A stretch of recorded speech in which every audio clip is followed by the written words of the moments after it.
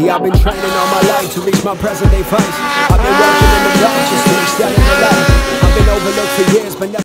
What's up, guys? This is part 2 of my Q&A that I did off Instagram, and really appreciate you guys watching, and hope you enjoy it.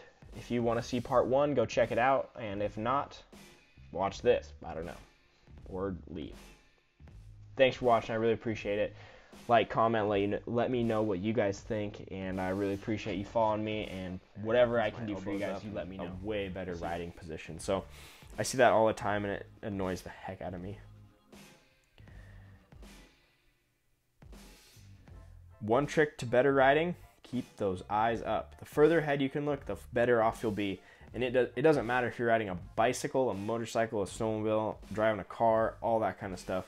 The further ahead you can look, the more time your body has to adjust and anticipate what's coming at you. So those eyes are everything, and that's what we preached at BBA. Barant still preaches it. That's what Dan Adams preaches. That's what Sane preaches. That's what all these riding clinic guys preaches.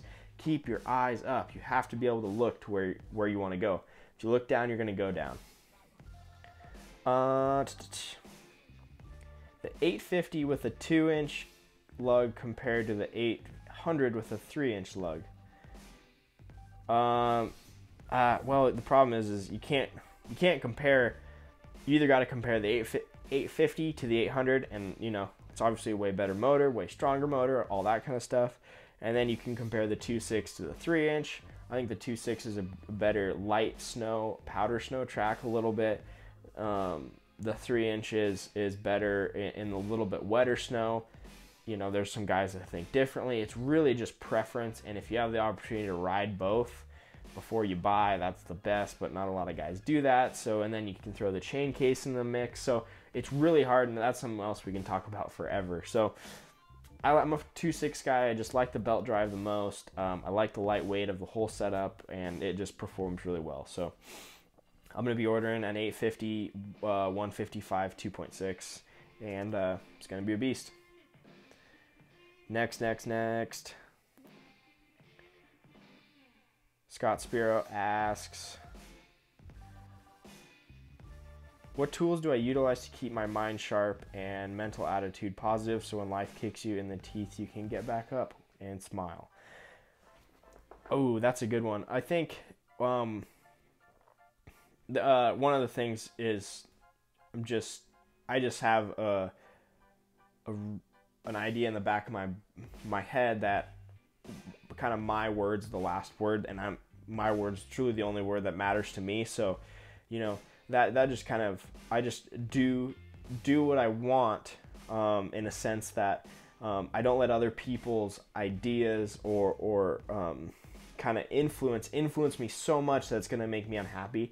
And I just go for it and continue to go for it. And I'm not perfect by any means. Sometimes I'm like, man, should I just get a real job and make some real money and all this kind of stuff? But I have the passion, the drive, and the audacity to want to do this. So I realize that if I have the audacity, I just remind myself that I got to put in the work. And people say no all the time, whether it be sponsorships or something doesn't cooperate or all this kind of stuff. So just being resilient and thinking long term as well. Like I got to remember how young I am. That's something I tell myself all the time. I'm only 22 and I got years ahead of me to do it right. So there's lots of different stuff that goes into mindset, but really in a nutshell, it is just the mindset of staying positive and really, really trying to work hard. And I know all I can do is work harder.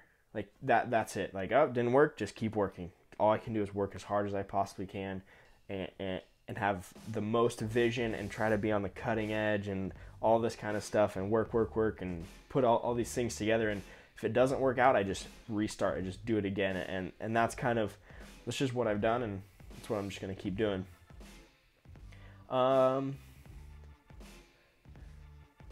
Which track do I ride with? 155, 2.6, kind of already answered that one. Natalie Ambrose and Maddie Bettner. You guys are ridiculous. What fuels you more? A bagel from Angeline's, our local bakery, or a burrito from Space Age, our local gas station. I haven't had Space Age actually used to make really good burritos. This is funny.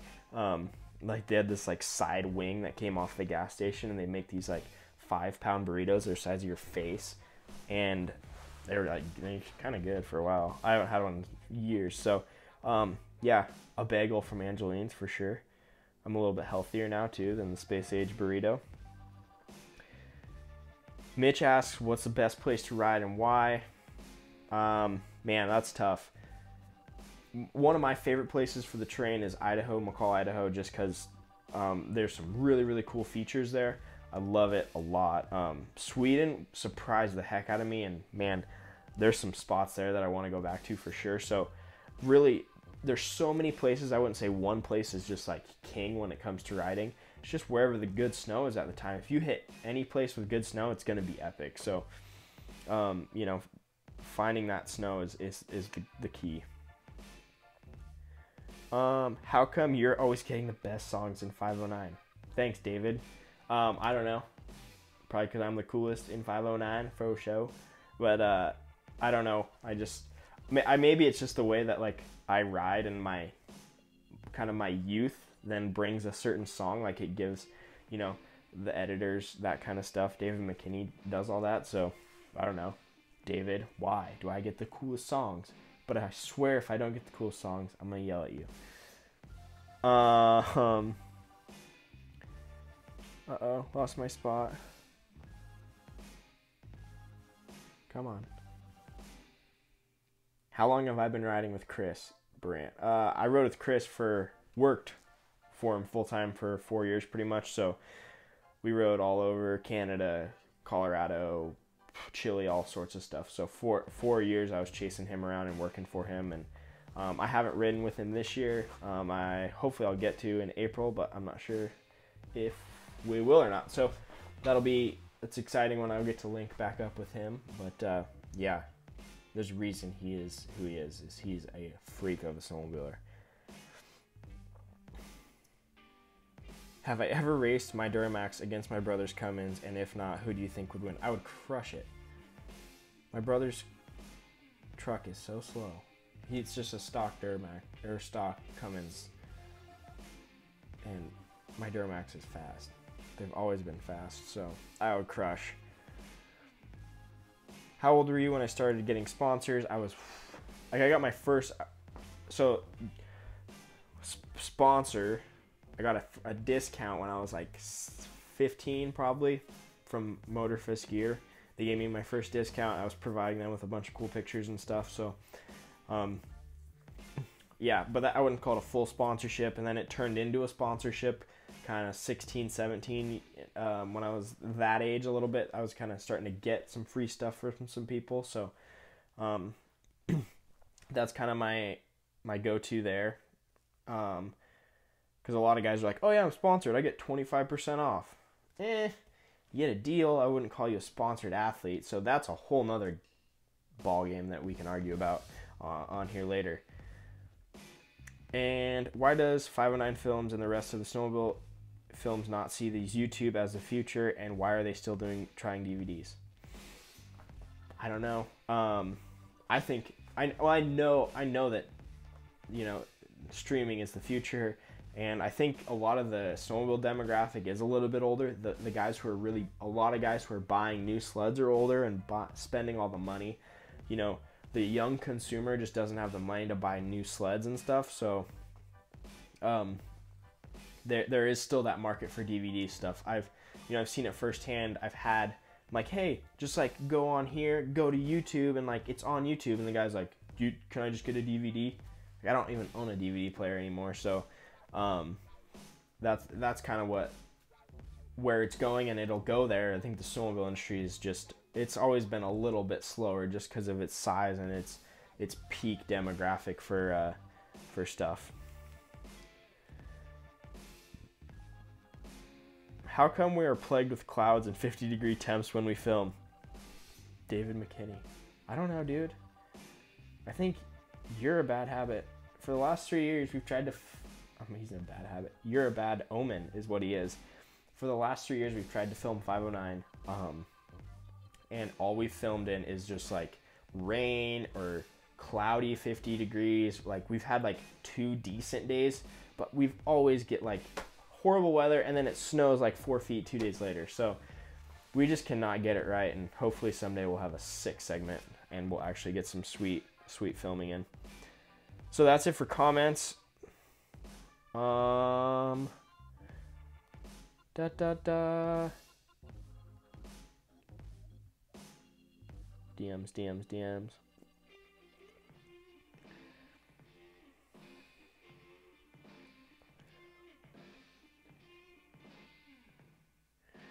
Okay, this is a cool question.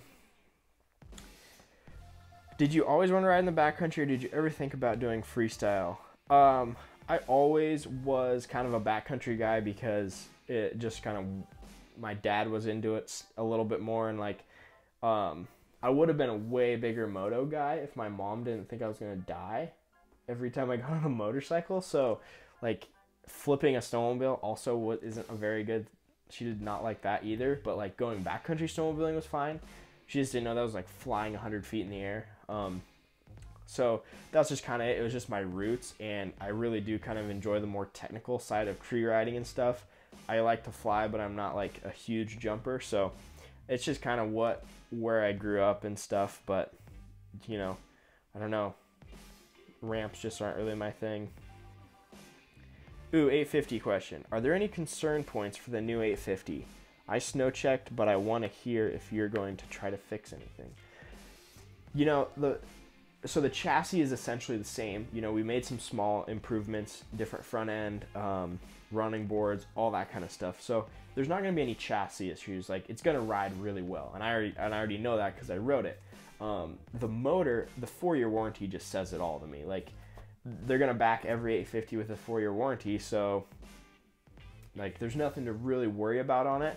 I think it's gonna, it runs so well. You know, like if guys want to put pipes on it and stuff, like that's gonna be a good weight reduction, all that kind of stuff. So, you know, they have to pass EPA emissions, sound, all that kind of stuff. So, you know, the exhaust is gonna be something easy to do, and you know, minor sled setup things and all kind of stuff like that. So, and then, but you know, out of the box, it's such a good snowmobile. It's really exciting. I don't think we need to worry about anything, because especially motor-wise, they went out to build the most durable motor in the industry, and you know, 4-year warranty backs it. So really excited about it.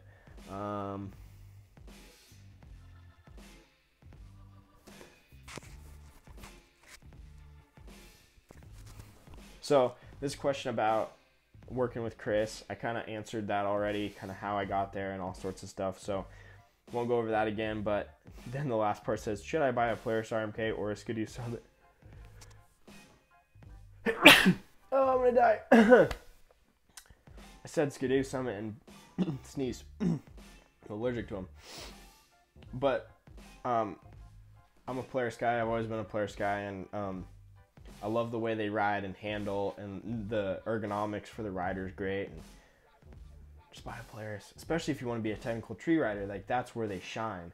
If you want to ride like Brant, or kind of ride like how I like to ride, then the Polaris is gonna lend to that style of riding the best out of all the sleds. You know, I'm not gonna bash on any sleds and say they're horrible. They're all amazing machines, and they all go amazing places. It's just the Polaris, in my opinion, does the best in the technical riding, and it really lends to the style that I like to do the best. So that's why I choose to ride it. So. Well, 25 minutes down, probably going to split this thing into 2 videos, so if you're watching video 2, go check out video 1, yada yada yada. Thanks for watching. Please subscribe to my YouTube channel, and hopefully I'll do more of these. Let me know what you guys think, and yeah, see you on the snow. Go have fun. Go kill it.